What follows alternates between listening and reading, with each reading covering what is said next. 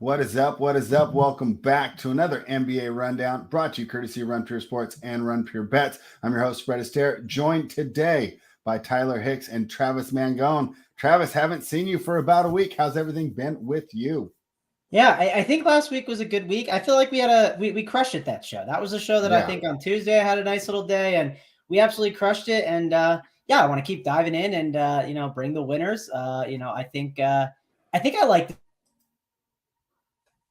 the slate from a DFS perspective, and we'll dive in and definitely talk about it. And I just noticed my connection lag, so let me make sure to plug in the Ethernet cord and talk to Tyler.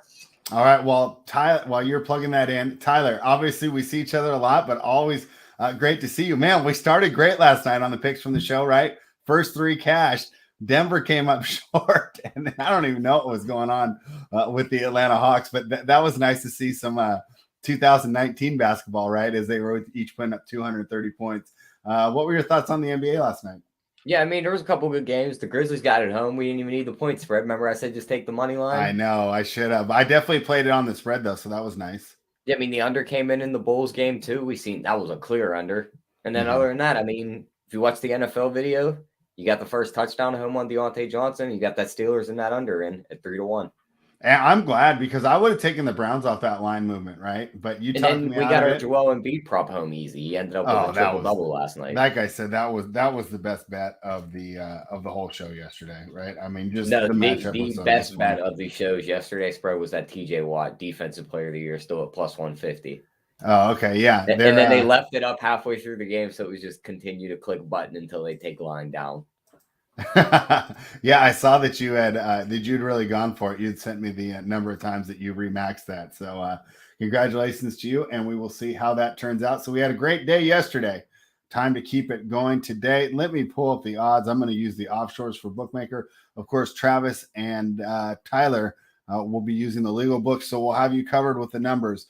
Whether you are in a legal state or not, we will have the proper number for you, and away we go. The San Antonio Spurs out to 6.5 against the Toronto Raptors, total 223.5. Just a quick brief one. I wrote about this one this morning. I really like this Raptors team right now because they've just had, so first beginning of the year, they were kind of adjusting to life without Lowry, right? He was their coach on the floor, their leader, right? They started to get things going. Then the injuries, the COVID hits, and they're playing without their strength, which is, the multiple wings, multiple defensive athletic wings that they can throw at you. Now they're finally back. And like I said, when I wrote about it, I said, they've healed in spirit and mind, right? In body and mind. They're better physically. And of course, it feels like this team is going in the right direction. San Antonio Spurs, a team that we've been high on this year against the spread, not necessarily our choice to win the NBA championship or anything, but they've done pretty well against the spread. They've lost DeJounte Murray, and we saw how good he was doing, right? Travis, on DK with him, his price getting all the way up to 10K. It seems like they're not able to absorb that loss that well. Maybe this team is lacking the depth. Regardless, I think I'm getting around to saying I like the Raptors here, even at this number. Travis, we'll start with you. What are your thoughts? Yeah, I tend to agree with you on liking the Raptors here a bit. This Raptors team, it does feel like they're back a bit, and mainly because it seems like they're funneling this usage to Siakam and Fred VanVleet more. It's not going as much to these other guys. It does seem like that they're kind of just, I don't know, they're just taking over and taking more charge. And it definitely shows in the numbers, at least over the small sample that we have. I like some Spurs from a DFS perspective. I think Derek White is in play at 7-2. I think total's not a bad option, but I think there's other routes you can go. Like Keldon Johnson, you can make an argument for. The problem is, will he stay out of foul trouble? And on top of that, it's he can just be a frustrating roster, but the upside is there and the price is still kind of cheap. So I'm definitely not completely ignoring Keldon Johnson, more so in tournaments because he does have some downside that can be quite frustrating. Feels a little bit like Jaren Jackson sometimes, maybe a lighter version of him where the fouls can be an issue and sometimes just doesn't produce all the way, but he's going to get the minutes. Devin Vassell and Jones are the two guys of value plays on the Spurs that I think are really good options. It just depends on how you rate them out versus the other values because there's a ton of good value plays on this slate. So that's going to be the big thing to look at. And then do you want to take Fred VanVleet at his really uncomfortable price tag? I believe he's 9.9 and Siakam's at 9.4. And yes, those tags are uncomfortable, but I will say this. On this slate, we have a lot of stars, and this is probably the point of the show where I'm going to talk about the stars and compare them to each other because I feel like you always have to do that on these slates. At the top, LeBron James and Russell Westbrook, the only guys above 10K.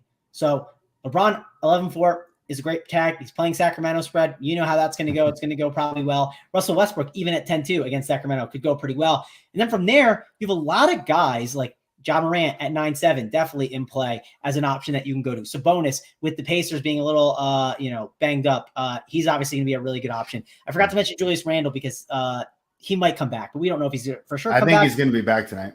I do too, but I don't know if I'll play him at 10-7, especially coming off that, like the protocol stuff. Who's some of the other guys in that range? Oh, so I said Ja. I talked about Sabonis. Those are two guys towards the top that are good options. And then when you get like lower, there's guys like Chris Paul that feels a little bit too cheap. White at 7-2 feels cheap. The point I'm getting at with this entire slate is Fred VanVleet is someone that feels pricey, and there are guys in that range. But if you get him at like no ownership, I think he's going to be kind of in play in tournaments. Like it feels super uncomfortable. Like it feels awful. Like 9-9 for him just feels. He's 9K on DraftKings right now. Are you using FanDuel? Oh, maybe I was looking at FanDuel. That is encouraging to see he's only 9K because I think that's what I must have seen. But 9K is way better actually. So that's actually very encouraging. But I do think he's back. Like I think this team is back. Like I really, really do. So I'm with you. I like the betting Toronto a little bit, and I like betting on like overs on Fred VanVleet. I think is a good call. I wouldn't be opposed to that. And DFS wise, I like him. I think I like him a little bit more than Siakam though. If like I have to pick one, there's no DeJounte Murray, right? So no DeJounte Murray. Right. Well, what's that going to do? It's going to help. It's going to help the offensive side. Typically, DeJounte Murray, if he was on Fred VanVleet, well, you'd be a little concerned. Sure, Fred VanVleet could have a good game, but it hurts him a little bit more. So, and we know what Nick Nurse does. He plays his guys minutes, and on these 5-game slates, when you have to worry about sometimes your game blows out, like if you roster Marcus Morris, like myself yesterday spread, you lose that whole Marcus Morris rotation, and he doesn't even play much of the second. That's painful. And you know what? More than likely, Fred VanVleet gets 30+ minutes. The downside also, even though the price is 9K and is expensive, sometimes those raw points, let's say he got you 40, right? You got you 40 at 9K. It's not incredible. Sometimes on these 5-game slates, it's not the end of the world. So yeah, I'll go with that. And then he's also shooting guard eligible, which sometimes can matter. Always depends on the slate. Tyler. So I like the Raptors series even at 6.5. It was 5.5 last night when I got a number in. Even at 6.5, I still like it. What are your thoughts on the Spurs and the Raptors? Yeah, I'm on the same side as you here. Give me the Raptors minus the 5.5. This Spurs team without DeJounte Murray, they can't even beat Detroit. They lost to him in overtime the other night. Now, I wanted to touch on Scotty Barnes because I think he's in a perfect spot to dominate this Spurs team. They ain't going to have a body to stop him down low. His double-double is plus 290. He's gotten that in a few games in his last 10. And then you look at his points and his rebounds, it's 21.5 minus 110. His last few games, 21 points, 8 rebounds, 23 points, 12 rebounds, 16-3, 12-15, 18-8. So he's hit that the majority of the time. So that's definitely going to be a look for me. And I also like the over in this game. I don't think the Spurs are going to be able to play much defense. And I think Toronto's going to put up a big number. Travis, usually when Tyler likes someone over on the props, I have to consider them in DFS. 8K for Scotty Barnes. What are your thoughts? So I get it. I just don't know if I can do it at 8K. I think there's other, like I'd rather just go up to Fred VanVleet instead. Okay. I think you bring up good points with it. Do you worry that I'm trying to think? Could total be more of a problem down low? Because like Barnes like thrives off the drive, so I'm just trying to think of. I don't know. I just struggle with Barnes today. I think there's other options I'd rather go to. The one point to make in DFS though is I think the way the slate is designed, I think a lot of people are going to spend at small forward, and they're going to spend for LeBron James. Yes, you can put him at point guard position as well, but Scotty Barnes is probably going to be really contrarian and low-owned. So you could take a shot on it. Don't think it's the worst thing, but I just prefer VanVleet. I prefer Siakam. I don't know, Tyler. Like, do you feel like Barnes is going to be driving to the hoop again, and like he's going to be back? I feel like he's going to have a big day. I mean, you just look at their last game; they're pretty much going to run the same lineup out there. For Detroit, they let Diallo go for 34 and 14. They let Sadiq Bey go for 21 and 17. They let Luka Garza go for 20 and 14. Scotty Barnes is going to have himself a night here. Yeah, the one thing I worry about with him, he just doesn't he doesn't chuck, right? Like that's the only thing. Like and at 8K, right? Like if you look at I can see the price for like DFS. The DFS logic on it is like, 8K for a guy that's not going to chuck the shot. I can see why you don't want to play him. Yeah, and it's not getting that ceiling at the price. Now I'm trying to think of I'm trying to see, is Barnes cheaper on FanDuel? I'm about to pull it up now and just double check because over there it could make a little bit more sense. I know we talk more DraftKings. He's 7-2 on FanDuel, so like that a little bit more over there. But on these 5-game slates, I mean, again, people are going to play LeBron James. Is like LeBron might be 50% owned, and then Scotty Barnes might be 5%. Like that could be something I'm interested in. So it's more of a tournament idea, but at the end of the day, you like a Raptor to score some buckets. I like some Raptors to score some buckets. I think some Raptors up here are going to do pretty well. So I don't want to completely ignore them in DFS. It does feel like an easy spot to just say, like, listen, you look at these lineups, the Spurs are shorthanded. And on these shorthanded slates, we only have 5 games, right? So you could play Scotty Barnes or you could play someone from another game. And what if that other game blows out? Well, your stud loses the rotation. Well, Scotty Barnes is 8K. And if I can get him in a game that stays close, well, then you know what happens? I don't have to worry about like getting exposure to every game. I think one issue people make in DFS is that they just try to get exposure to every single game. And well, what's the point of doing that? Because if one game absolutely blows out, well, you know what happens? It's absolute Yahtzee because all those guys tank. All the teams just go all the way to the bottom of the lineups and you don't have exposure to that game. Now, if that game goes off, yeah, it could be unfortunate for you, but you still have your game that could go off. And I just don't think it's a crazy idea to maybe play some Spurs and run back a Raptor or two, mainly probably one Raptor because they're just very expensive, and then call it a day. I think it's definitely interesting on this slate. Yeah, Eric Cheng says Barnes can be winning and a great prop play, but have better options in DFS based on price, not mutually exclusive. I completely agree. It's just something that I've noticed to do is that when Tyler gives a prop, it doesn't mean I'm automatically throwing him in the lineup, but I need to double check and take the look.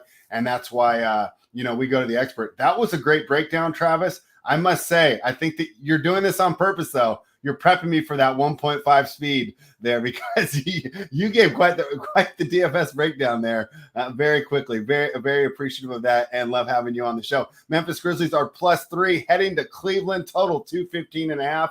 This is a tough game, Tyler. These are two of the teams that we've really liked over the last couple of weeks, right? The Memphis Grizzlies won 5 in a row. They've been great against the spread. They were great with Ja Morant out of the lineup. They bring him back in. They have a 1-game hiccup. They're back on track. Dylan Brooks is out of the lineup. We're worried about that. They're still winning with him out of the lineup. The Cleveland Cavaliers, we have loved. They have the best against the spread record in the NBA this season.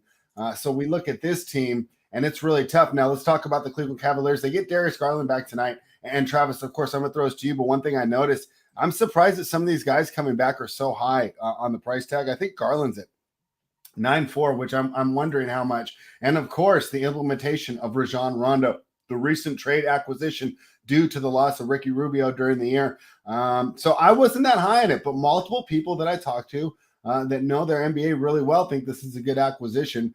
Tyler, we'll start with you. What are your thoughts on the line? And I know we've talked already about it, but just real quick, let's talk about Rajon Rondo again as he makes his debut with Cleveland tonight. Yeah, I mean, I think he'll help. We all know he's a great floor general. He'll get these big men in the spots they need to be. He'll go find the shooters in the corners and stuff. But I mean, is Rondo back tonight? Real quick, not to interrupt. Is he? No, he's not playing tonight. Okay, cool. Rondo's not going to play tonight? No, he's out. Oh wow! Is that COVID? It says I think it's that, and also return 1-7. Yeah, and he hasn't played in a while too, really much. I mean, I'm sure he played. He played on the 23rd, I guess the 21st, but I'm sure some of it is that. And it sounded like they said Friday is when he would be back, and then, Friday is when they start their road trip, and he will join at some point on the road trip. Don't know the Okay, date. my apologies. I was under the impression that he plays tonight. I don't know how that much that actually changes my handicap. I didn't really have a side on this game yet, but my apologies. Thank you for correcting me. Go ahead, Tyler. Yeah, I'm going to say I have a side on this game. I'll pin down. Give me Cleveland. Oh, wow. Okay. We talked about it yesterday's spread. We took Memphis as 7-point dogs. We took them on the money line against Brooklyn. Mm-hmm. What was the thing we touched on? There was nobody under the hoop to stop Ja Morant from just going at the rim all night. Cleveland's got like 3 trees down there that are going to stop him from getting to the hoop. They're getting Darius Garland back at this short number. Give me Cleveland minus that 3. They're going to win this game. All right. Yeah. And also, it's not as bad in basketball, but let down spot, right? They got to be feeling good after that high profile win. Travis, your thoughts? Yeah, it doesn't feel like a bad letdown spot. And the Cavs got the thing back that they need the most, Mobley, right? Mobley turns into like easy buckets on defense. When you get those good defensive stops, you get out in transition. Isaiah Okoro is actually able to get a bucket because that's like there's no one at the hoop, right? It's just a wide open dunk. But other than that, Isaiah Okoro sucks. But yeah, at the end of the day, I think that I like what you guys are saying. I do think DFS wise though, I'm not ignoring Ja Morant completely. Tyler, you do have me semi-worried when you said it. My gut was like, you are right. There are guys down low that can stop him on the drives of the hoop. So gets me a little concerned. But the thing about Ja is, DFS-wise, it's 9.8K. It is a back-to-back, so that could be frustrating. But I do think the price tag on a Ja Morant, it feels expensive. But if you look at some of the numbers, it could be more. It could be 10-5, and it would be still fine, I think. And the reason why I think that is all the usage he's getting. So look, and this is just a simple way to break it down. You guys know basketball. Let's just look at this team. Ja Morant, Desmond Bane, Killian Tilly, Jaren Jackson, and Steven Adams. And you could plug, if you plug Kyle Anderson there, you can go look at like some of the old data and information of like what happened last week with Kyle Anderson versus Tilly. It's not a huge difference, but they don't have a ball handler. Like it's Tyus Jones is the ball handler for the second unit. And how much can he really do that? Who else can handle a ball besides Ja Morant, Tyus Jones?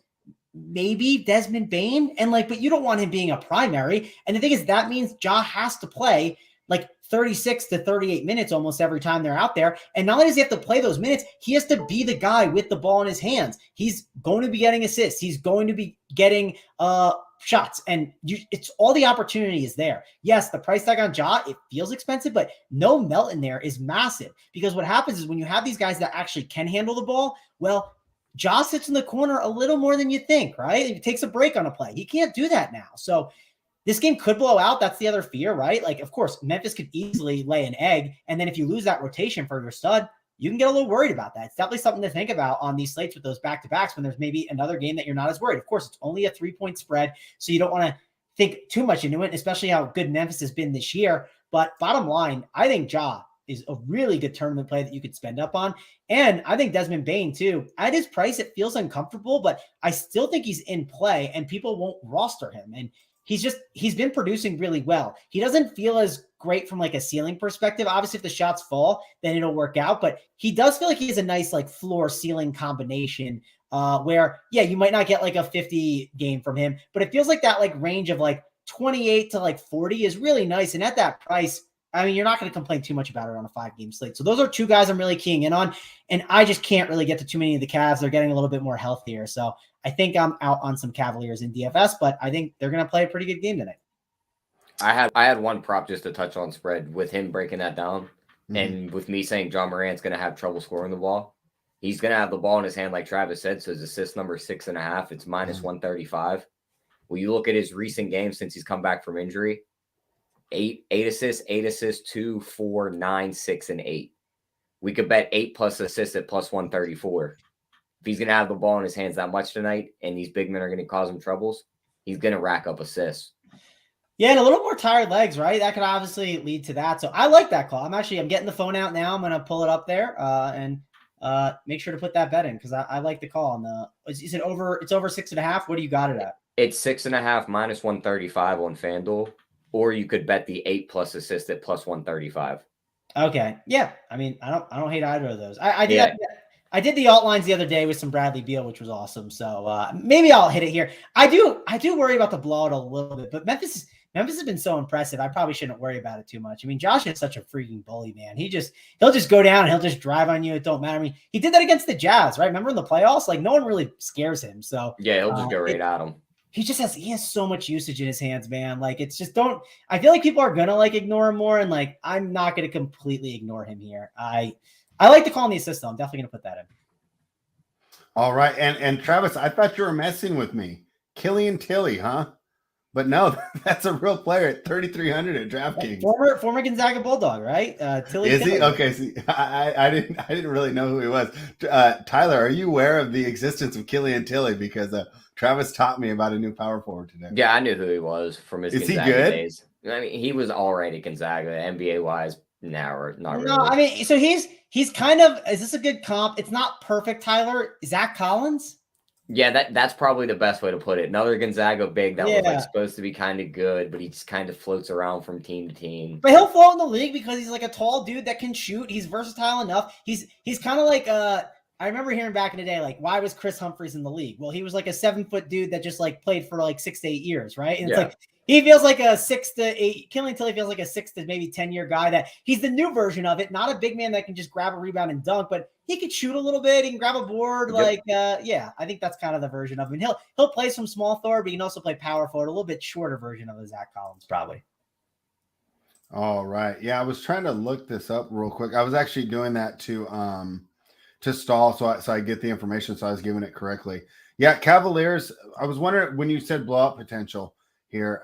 They have a point differential of plus 7.4 at home, plus 5.7 on the road. Pretty good. So I guess I thought that their point differential was closer than that.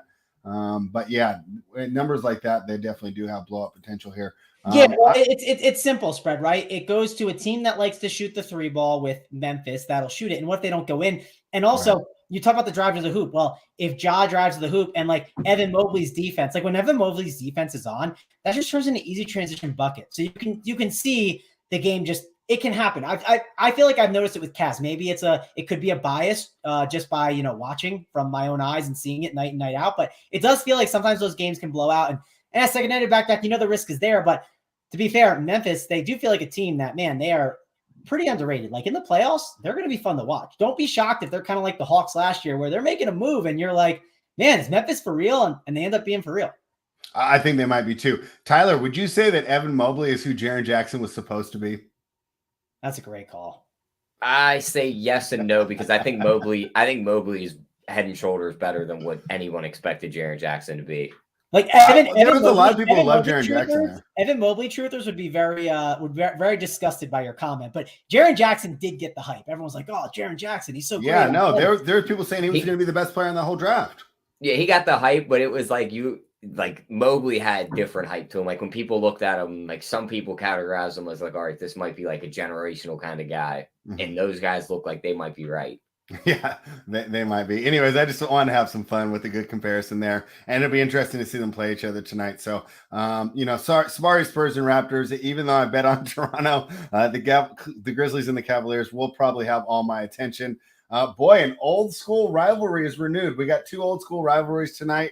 Tyler, one on the East, one in the West, and these were 2 of my favorites growing up. The Indiana Pacers +3 heading to the Garden to take on the Knicks. Tyler, this line was -1.5 this morning. I don't know if it's the market move or the Randall news. I think it's a combination of both. I love them at that -1.5. I thought the line was going to come to -3 or -4, and it's at -3 right now.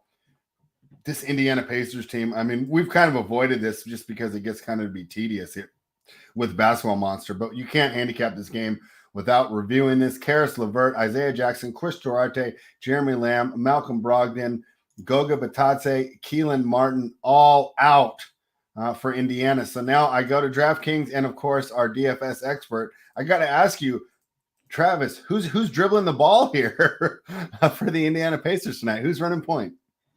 Oh man, yeah, it's a bit rough. Actually, I was pulling up some stuff before to kind of actually find that out, and we made the same joke on Monday. It's actually Dwayne Washington Jr. But yeah.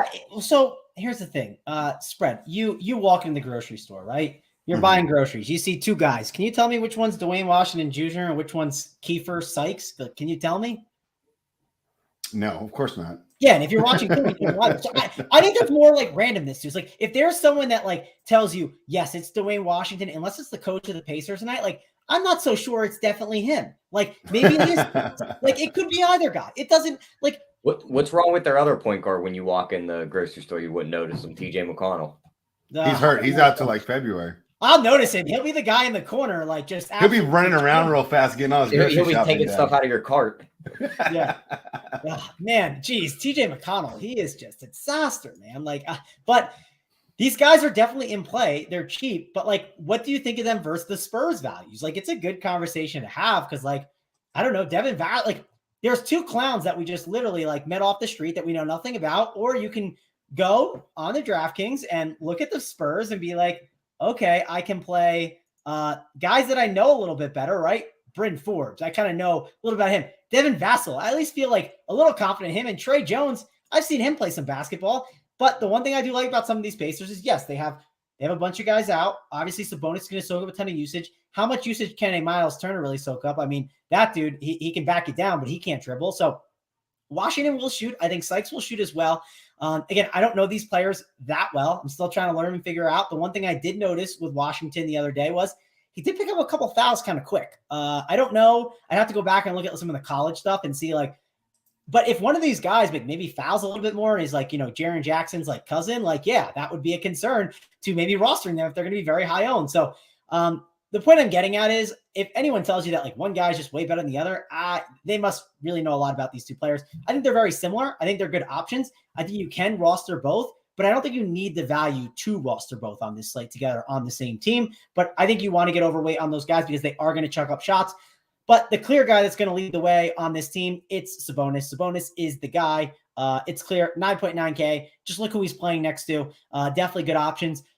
Torrey Craig, 21 minutes, 0 for 5, 3.5 fantasy points. I mean, I'll take the over on 3.5 fantasy points today, but that does not mean I would be rostering him, right? Like it's still tough to be on the Torrey Craig train, but he was a guy that projected really well last game. So maybe he's someone to go back to that no one's going to go to, a little flop lag spot. So I think you could consider it. On the opposite side, Julius Randle, I do not want to go to, and there's so many other studs I like on this slate. Like I'm just out on Randle. Man, you'd have to have everyone out for me to play him, and just he'd have to be in like a LeBron type situation. So I don't think I'm doing that. And yes, they are missing a lot of guys, but I'd rather maybe take my chance on like an RJ Barrett at 5.6K. You know what I'm not taking my chance on, even though the price is going down? Evan Fournier at 5.1. You got Julius Randle back, and the other problem with Evan Fournier is I can't explain it. You do this long enough, and sometimes you just know. And Evan Fournier, when it's going good, you ride the train, right? When it's not going well, you hop off. It's not going well for old Evan Fournier. I'm hopping off the train. I think I jumped on like two days ago, I think, or 2 games ago. And I was like, yeah, this was not the right call. I'm out on Evan Fournier. And then here's the other issue with the Knicks. And they're gaining Julius Randle back. But let's say they don't gain Julius Randle back. Well, then you look at the situation. You're like, okay, well, Alec Burks is off the bench. They got some cheap guys that you can go to. Like, is it Quickly? Is it McBride? Is it Grimes? The problem is I can't tell you. Now, they won't tell you with his starters, right? That's where he'll tell you. The other problem is, even if he tells you with it, one of those guys can play pretty poor and then like lose to another guard if he starts playing well. So the point I'm getting at is the Pacers guards, the Spurs guards, I like those values compared to the Knicks guards. And I just think the Knicks guards are not as good of plays.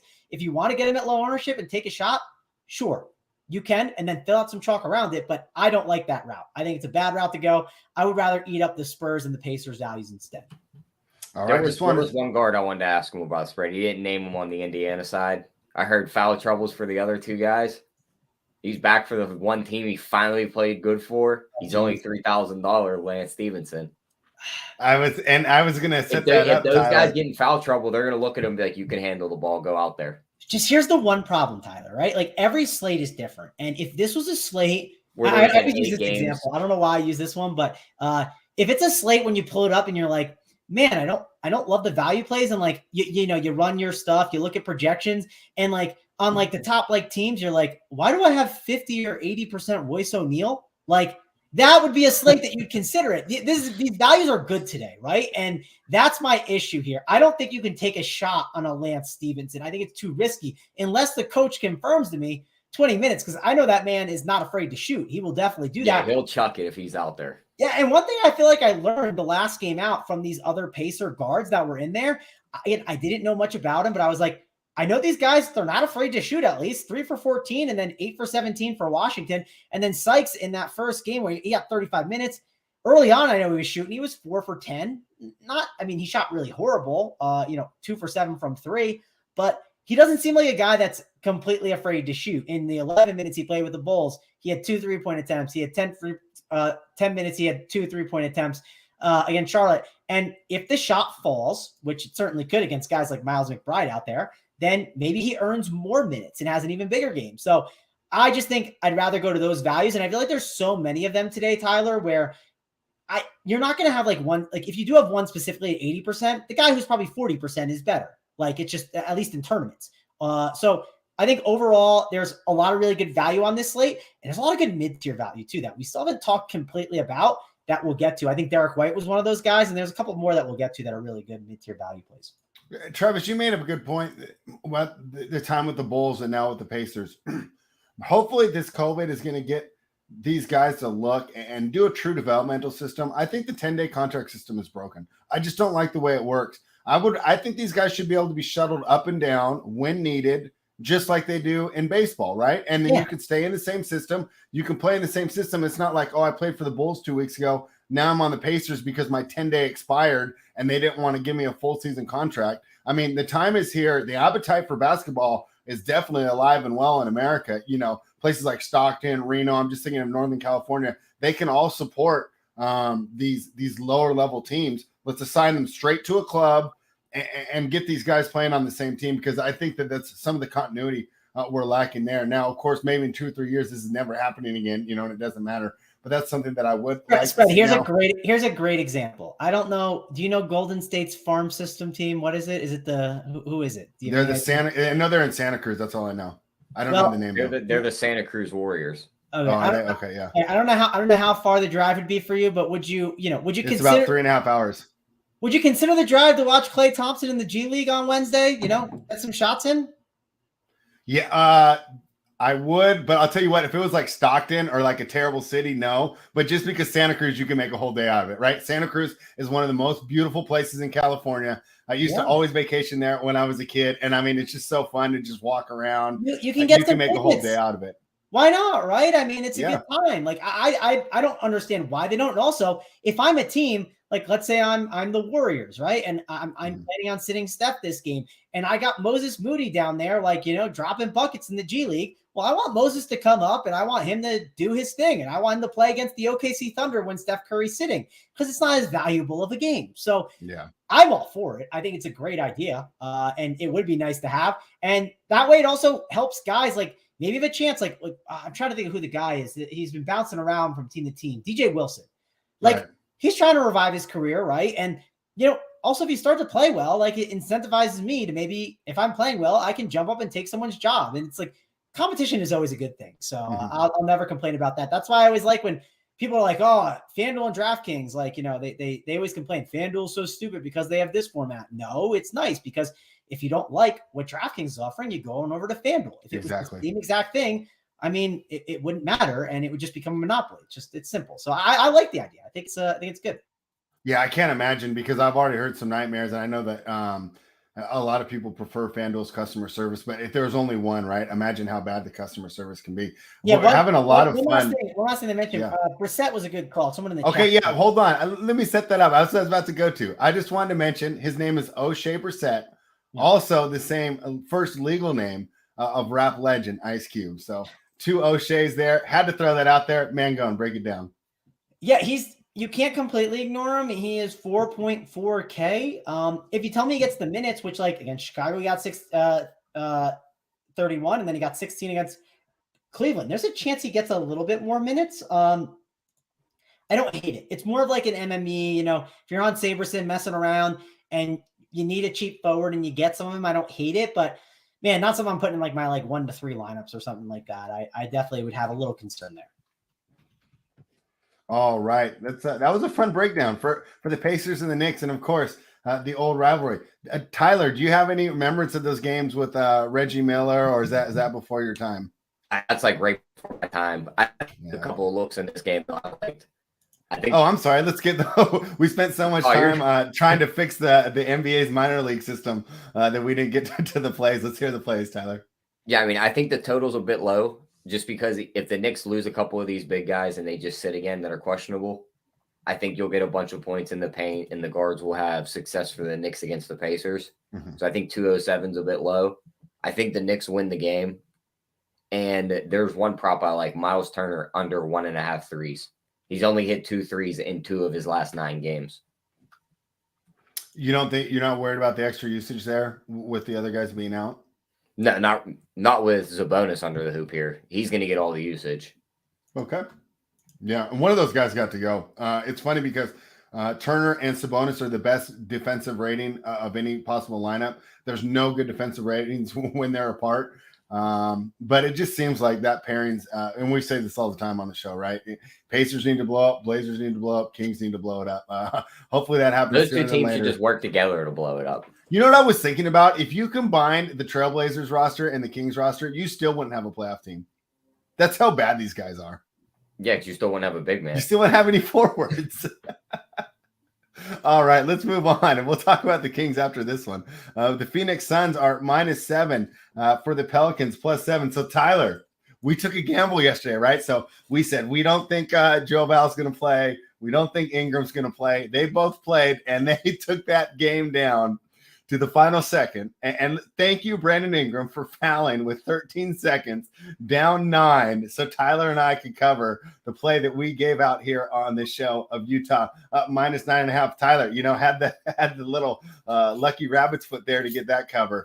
I'll tell you what, I was pretty impressed with the Pelicans last night, and people were going to say, oh, Phoenix is rested here. But I'm going to go ahead and take the home dog here. I like the New Orleans Pelicans to keep this game close, +7. And of course, I am worried about some of these statuses, but with DeAndre Ayton officially ruled out, and I think JaVale McGee's out. Yeah, JaVale McGee's out too. Who do we have under the hoop now? Who's that going to leave there? There's no Jay Crowder either. So I think Joe Val has a huge night. And I'm going to take the Pelicans +7. And I'm thinking I'm going to put Joe Val in this lineup tonight that we're building, Travis, unless you talk me out of it. Why don't we start with you? Talk about the Pelicans and my guy, Valanciunas, who I think is going to have a great night. You're on mute. Oh, Travis is on mute. Yeah, I was clicking through. My bad. Valanciunas is 7.5 on FanDuel. So that price tag is pretty good over there. DK, it's definitely a little tougher at 9.3. That's one of the concerns. Of course, you can definitely beat these guys up, down low, and have a pretty big game. The Suns are so good. Like, I do worry about the blowout some with it being like the second night of a back-to-back for the Pelicans. Also, could Brandon Ingram like randomly sit? I know he's not on the injury report, but like, it just wouldn't shock me. I know he's like questionable yesterday and it's the back-to-back. So I don't know. I could be thinking too much into it, but I definitely think that there is some cause for concern looking at this game and thinking that it could blow out. So obviously I should probably like Phoenix -7 a little bit. If this game is close, like Chris Paul at 7.4, if you tell me Chris Paul is going to play all these minutes, he has been absolutely crushing. So I like him. Jalen Smith at 5.5K feels like a really good price tag. I mean, he's the only big they really have. And could he get into some foul trouble? And then the Suns decide, hey, we got to go a little bit smaller and shoot the ball up. Yeah, they obviously could. I do think they have a Bismack Biyombo. I think he's back there, but how much will he really play, right? They're going to really feed up Jalen Smith. And Jalen's been playing good. I mean, I expect him to play in like the range of like maybe 20 to like 28 minutes. So, and at that price, I think he's a really good producer, can get the job done. So I think he's in play. I think Devin Booker at 8.8 is in play, but I prefer Chris Paul to Devin Booker. And I don't really want to play too many Pelicans with the current situation at their price tags. I think they're just like a tough roster here on this slate. All right. So FanDuel, I think I made a good case there, but you're telling me maybe look to other options rather than Valanciunas at 9.3. Just a little DFS basics here. So let's just say, against the better advice of the expert, I throw Valanciunas in my lineup at 9.3. To really have a chance to at least cash in that $15 tournament I always play, how many points do you think I would need from him at 9.3 for me to be able to send you a message and go, hey, it was a good play?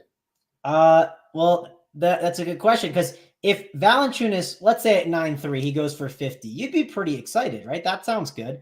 But if I told you Damian Jones goes for 30, I'm way more happy with my 4K Damian Jones than you are. So it's kind of relative to the other plays on the slate. So if you look at the center position here on the slate, let's see, I'm just kind of scrolling around and looking. I mean, obviously a Miles Turner at 6'8 is the center. That could be like a really strong play. Podol, I don't mind too much. If I do want to do the spend up center, it's because I maybe worry about that center position having a good enough value. And like, you can make the argument that there's a lot of good value at the guard position and other spots that maybe people don't spend down at center that much, but I do think Damian Jones is going to get ownership and be a guy that gets some ownership on him.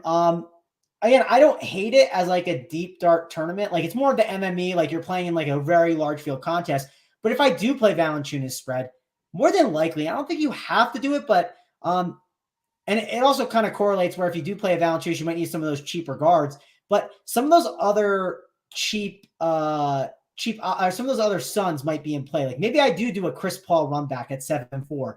Maybe if I do play a Valanciunas at 9.3, it's because I'm not going up to get LeBron James at 11.3K, where that's like kind of not that it's expensive. I still think it's kind of cheap for him, but it does feel like a lot of people, they're going to play a lot of these value plays and they're just going to slam LeBron James in their lineup. And at the end of the day, they're going to say, oh, it's easy to get LeBron. I'm just going to put him in my lineups. But if you decide to play Valanciunas, let's say you play Sabonis, let's say you play Chris Paul, those are 3 studs that make a build that you cannot go up to a LeBron James. And then you can mix and match value throughout. And I think that's an interesting way to build out your lineups and be really unique on this slate. And that's how it could work out. And you would need a Damian Jones to probably bust, or you could have Valanciunas do well and Damian Jones if he's in that utility spot if you would like. But if, let's say, Damian Jones is on a lot of teams today, if there is a chance he busts, it could be really good. The problem is at 4K, I don't know. He's one of the good values in the slate for sure. So that's one of the big debates. And I know I talked in circles a little bit, but I think there was a couple good things I said in there that you guys can. Yeah, no, here, I can do it. I can summarize it for you. Number one, you can't give me an exact point total because it's relative to the other plays and how well they perform. And number two, you really just have to balance who you want to spend up for when you're looking there, and that the opportunity cost of spending at 9 through for Valanciunas could be pretty heavy tonight. So basically another reason for you to say, hey, not so fast on attacking Jalen. Yeah, here's a good example from yesterday's spread. So on one of my teams, I didn't play Harden. I played Jokic, and Harden got 40 fantasy points, and Jokic got 56. And you could say, man, I gained 16 fantasy points on a guy that everyone else, a lot of people had, and I didn't have on that team. The problem that was on that team, and the team worked out and did well. I still made money on that team. But the reason why I couldn't profit as much is, well, Daniel Gafford dropped 40 at 6.6K. So and he was very high owned and took up that center spot. So it's always relative to what happens on the slate. And that's why I say, man, if you do ever fade a guy that's 60% and he's terrible, well, that you're not winning. All those teams are buried. So you've already beaten all those teams. Now, maybe you don't beat them. Maybe you actually are below them because all your guys are terrible. But when a really normal play busts, there's still a lot of opportunity to gain in that department. So I definitely think about that a lot with some of those guys that are, high ownership plays. Excellent. So Tyler, I like the Pelicans here. Travis likes the Phoenix Suns at -7. What are your thoughts? Looking at this one, I want to like the Pelicans, with the back-to-back kind of scares me. Also, I could just see Chris Paul back in New Orleans just beating up on this team for all the years they did to him back in his early years. So give me Phoenix. Oh, here. Did you get a revenge angle that Travis missed? Yeah. Wow. Point for Tyler there. You missed. It's like an 8 year. It's like Travis. an 8 The year 8 year revenge. Spread. It's like 3 teams ago. He's a petty man. Listen. If there's any guy that's going to be like, all right, you wasted 8 years of my career, let's beat up on them when they're at their worst. Yeah. It's right here. But I want to play Jovel's props. It's 17.5 on his points. The last time these two teams played, Ayton was out and McGee was in. He went for 24 and 14.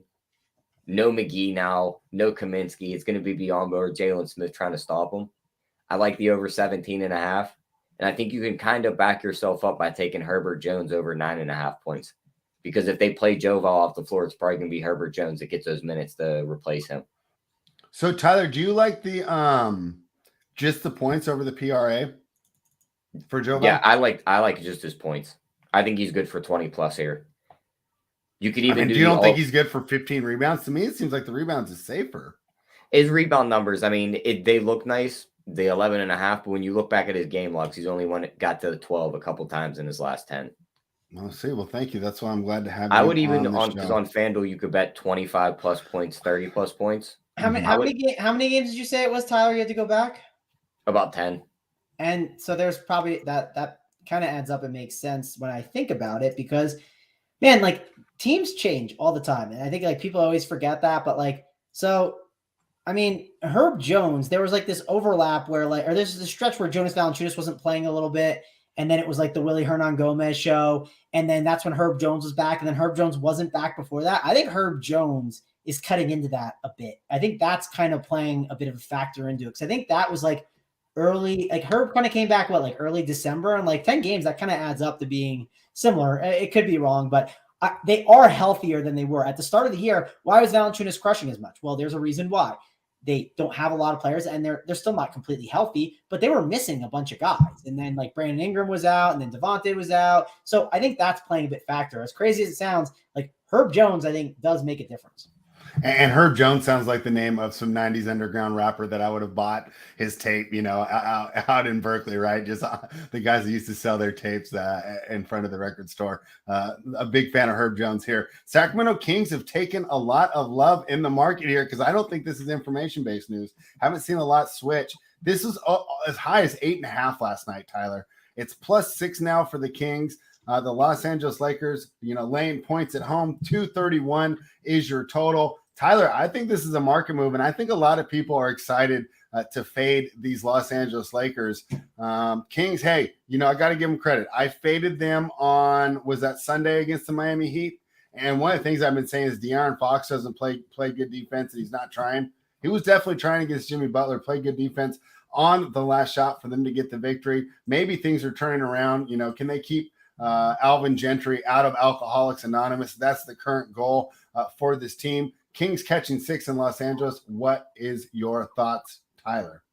Yeah, looking at this one, I know people want to fade them spread. We talked about it the last game. They got those wings back that played defense for the Lakers, and they blew them out that night. Yeah. Give me the Lakers -6 right here. They're going to blow the Kings out. They're going to start their little roll where they win like 12 to 13 games in a row. They climb back up the standings. So they're going to cover the 6. Russell Westbrook's triple-double in the night. LeBron's putting up 30+. All right.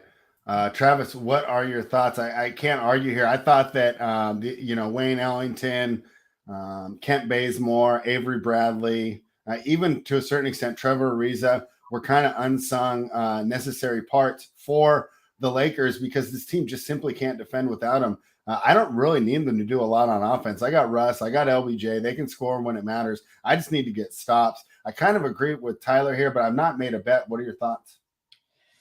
What was the side? What? I'm sorry. Lakers and the Kings. Lakers are at home, laying 6 total. What side are you guys on, though? 231.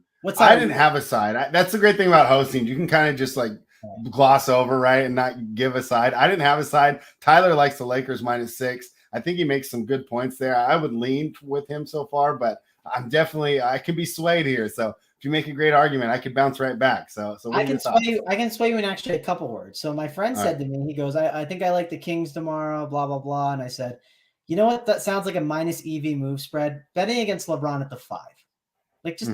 Doesn't sound like a fun idea. I don't know if it's calculated in enough. It's also the Kings. Our boy Keg sometimes says, hey, like some of the most uncomfortable bets are the ones that, or some of the best bets are the ones that are really uncomfortable. You could make that case, but I think LeBron is the anomaly. He's the guy, you don't bet against him in this situation. LeBron at the 5 is lit. I don't want to fade that. Now, if LeBron is playing the 4 and they go with the Dwight Howard setup, yikes. I'd be interested in maybe betting on the Kings. That I think really sways me a little bit because the way this team is designed right now, I don't want to bet against them. If you got LeBron at the 5, I'm betting on the Lakers side way more than the Kings. So don't want to be on the Kings side too much. You do make great points about Fox. He looked a lot better. And man, spread, if I told you 2 months ago, you can get De'Aaron Fox at 7K against the Lakers and Russell Westbrook defense and all that pace they play at, you would be like, okay, I'm in. But Tyrese Haliburton is right now the alpha. When will it change? When will the switch flip? It could have flipped last game a little bit. And it could just go the other way where now De'Aaron Fox takes over again and it's back to being his team. I don't hate taking shots in like 150 lineups on some De'Aaron Fox, especially if you need to let's say you're building out your teams and when you build them out, you faded this guy and you faded this game. You're probably not fading LeBron in this game completely. So maybe having a run back of De'Aaron Fox to be contrarian is not a bad idea. And the same thing with Haliburton. I think both of them get a little overlooked. And then I don't hate Buddy Hield because this is definitely a spot where I think you could target the Lakers at the 3-point line. I mean, Buddy Hield will definitely chuck up shots. He's willing to do it. Fast-paced game. I mean, this was one of those games where they went that triple overtime, and that treated me well. And I had some Buddy. I had some Haliburton. It was a good time. So I don't know if I'll run it back completely, but I definitely want to get exposure to these Kings. I don't want to completely ignore them. And Damian Jones is looking at like one of the better values on this slate. The question is, do you want to put him in at that center spot or not? I struggled with the fade the other day because it was at 3K. And, last second I said, okay, I'm not fading a 3K guy. The price is now 4K. It's getting a little more expensive. The game against the Miami had 29 minutes, 35.5 fantasy points. But if it's LeBron at the 5, could he get into some foul trouble? Could Damian Jones play 19 minutes like he did against Dallas instead of 29 minutes against Miami and get 19.5? And you can say, sure, Damian Jones at 4K, 19.5, that could work out, but will it win you that GPP? Not too sure about that. So I think there is a little bit more risk to Damian Jones, but he still is a good play. And it just depends how your full-on lineup construction works out. I'm not saying I want to lock button him in there, but I'm not going to completely ignore him. And I understand there's some downside to Damian Jones here because look at the guys they have. They could easily go Bagley a little bit more at the 5. They could easily put Metu in there a little bit more. They could go to Alex Len, right? I think Alex Len is still around if they need his size, if they decide to go to a Dwight Howard approach. There are just ways where I think you slide Harrison Barnes to the 4 a little bit more, and then you put one of those other guys in the big man spot. There are just routes where minutes get lost for the big men and minutes are gained for the guards, I think, in this spot. All right, Travis, let's say I'm building a lineup. I just have guard left. I have $7,300. I want to play a king because, I'm just such a good hometown fan. Halliburton or Fox? Who do I throw in there in that last spot? Man, you are putting me in a painful position because I like giving you these tough questions, Travis. I don't want you to come on here and just coast. Oh, that's like really like one of the tough ones today. I can look at the ownership real quick because I think that's going to matter. But I also don't think either of them are really going to be owned. Like, I think the ownership goes to Chris Paul in that spot. And man, I mean, a lot of people are obviously paying down it for some of those guards. So like, you know what? I'm looking at it now. It's really close between the two of them. My lean is going to be, my lean is going to be Fox. Let's just take the shot if that's in like a larger field tournaments, right? Yeah, for the $15 tournament. If you're playing like a 3-entry max single entry, I'll go more so to Halliburton just because I think it's a little bit safer. I do think there is still some really good opportunity there for him. Like, he put up 30.5 fantasy points last game with only taking 6 shots. And he has had a lot of potential assists over the past week. And I think there is a lot of opportunity for him that he's still left on the floor. So I think if you're going like, you're trying to get that first place, right? You're like AP, for instance, last night, AP won $12,000 in that $200 3-entry max. I'd probably rather Halliburton there. And then in that larger field GBP where it's $15, you're trying to beat out like 40,000 people. De'Aaron Fox is going to have less ownership than Halliburton. Right now, the projections are a little close. I think it's going to be a bigger gap than the projections are saying for the ownership. And I'd rather go Halliburton there then. Tyler, who do you think will have a better fantasy night, Halliburton or Fox? I think Halliburton.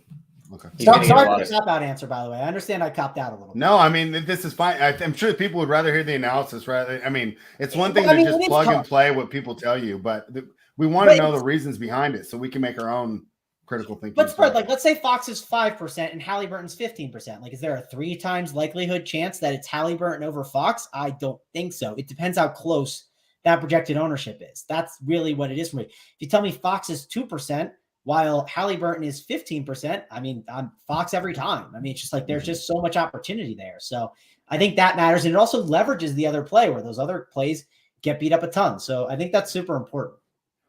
Tyler, you like the Lakers here to cover the spread tonight? Did you have any props that we should be looking at? Yeah, I mean, looking at this one, of course, Russell Westbrook's triple-double, 3-1. Still got to play that until it's like plus 150. Tyrese Halliburton's points are 14.5. I don't hate that. And I don't hate his if you combine his points plus assist and get 23.5 at minus 104. Because he should have the ball in his hands a lot. He's going to score some points. Should get some assists. So those would be the looks in that one. All right. Love to see it. All right, Travis, we did pretty good smashing through this 5-game slate. Remember, this show is brought to you by runpuresports.com. If you're not already a member, head on over, use the promo code GETBETS to become a member of the daily fantasy side as well as the bet side. It is time for the best bets. Travis, we will start with you. What is your best bet for the evening? Yeah, before jumping, give that 2 thumbs up, as our boy JJ says. And I believe the golf show will be back tomorrow.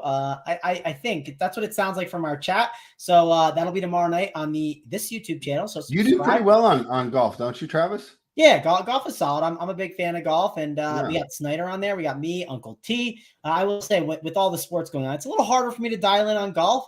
I might bring during this time of year, I might bring a little more fun than the analysis, but once it gets kind of a little longer, and the reason why I do that is I know Snyder's there, right? I know Snyder's going to give me all of the, he'll give me all the paspalum greens and the salted green analysis that we need. But yeah, we'll definitely be having a good time over there. So be sure to come hang out with us tomorrow night for that. But yeah, best bet. So I'm going to steal the prop that Tyler gave. I don't think that's his best bet, the John Morant over on assist 6.5, because I feel like that was a combo. So I'll steal that for the player prop one. But from a betting perspective, just of not doing the props, if you want to just take a line or a side, I think I am going to lean with the Raptors at the -6.5. It feels like a heavy line, but I think the Raptors are in a really good spot. I'm a little concerned about the Spurs. So, I'm going to lean with the Raptors here at -6.5. Yeah, I think that's a great spot. This train, normally, we're into superstar subtraction. The Spurs are so thin, they just cannot absorb that loss of DeJounte Murray. Then you're going against a well-coached Raptors team. Hey, this might be, two of the best coaches currently in the NBA tonight. That should be fun to see how much they're actually mixing and matching or just letting their guys play. I agree with you there. I really do like the Raptors as well. Tyler, what's your best bet for the day? For the prop, I'm going to go with the Miles Turner under 1.5 threes. I just don't see it. I don't see it for that game. I don't see him hitting 2 against the Knicks. Mm-hmm. And then for the side, give me Cleveland. I think they're going to get Memphis here after that big win. All right. I'm going to go. I'm going to shock some people, right? That one emoji where guys like this, or the Home Alone emoji. I'm going to go ahead and take the New Orleans Pelicans, right? One of the worst teams in the league. I think they're being a little undervalued here. I am worried, like you said, Brandon Ingram could sit out of nowhere. And then I'll be cursing and throwing stuff at the wall and doing all that terrible stuff that we like to do when things don't go our way when we're gambling. But I think this team is being a little undervalued. They were just so bad with Ingram out earlier. If you're running like a model, it's just going to tell you they're not as good as they really are. They should have got the cover last night. Maybe that was what influenced me, feeling like I was on the wrong side of that Utah game for most of the night. I think they do come back well here. And I'm not as worried about the back-to-backs. I think back-to-backs at this point are they're just factored into the line. So it's just like you're not really getting an edge fading a back-to-back because the bookmakers have already adjusted that line for you in that regard. The ones that I'm looking now for are more like 3 and 4, 5 and 7, right? The multiple ones. Just a back-to-back is not enough to get me off a team. Let's see if we can pull it off again. Yesterday, the Wizards got home for us, Tyler. Looking rough there in the third quarter, but we got it. Let's see if the Pelicans, taking another bad team, could get it done for us. Travis, so much fun having you on. Always appreciate having you on here. Do you want to let everybody know? Because, Travis, let's be honest, you drive viewership. This is one of our biggest viewed shows when you're here. So, obviously, the people want to see Travis. They want to see Mangone. Where else can they find you producing content for Run Pure Sports this week? Yeah, well, I did a show right before the NFL show. We did one with me, Hoop, and Title. I got made fun of for talking up a Steelers stack. So if you want to see me get made fun of for that, go check out that video on our Pure Sports YouTube channel. Then I will be on the in 14 minutes. I will be on the NBA. I'm blanking the name. I was going to call it the Final Countdown. Hardwood Live.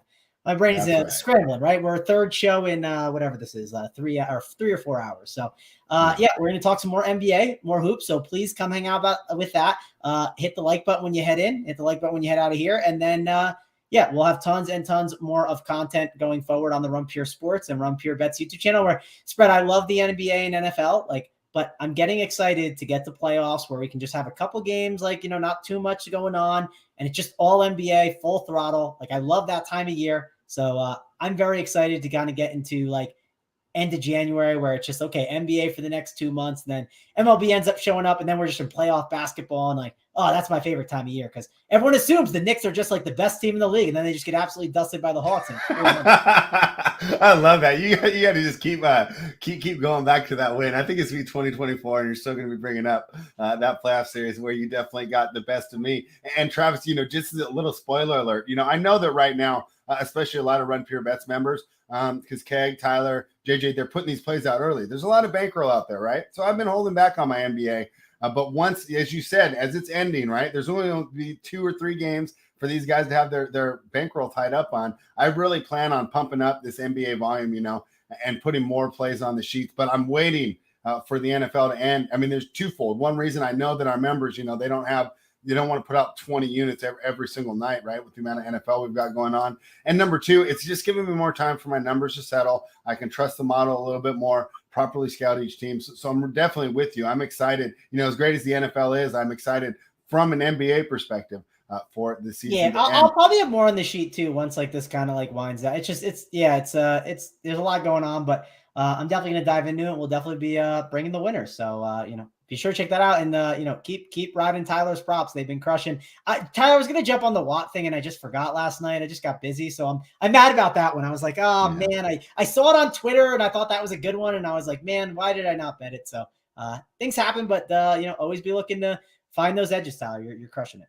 All right, Tyler, Travis and I talk so much and we talk so quickly, but we'll let you have the final word. One, what do you have for the people before we sign off? Yeah, I mean, you guys already hit on everything. Like and subscribe to the channel. We'll be back tomorrow with another NBA rundown. Thursday, NBA and NFL, and then Friday, NBA and NFL. So just be ready for all the content. There you have it. Run pure.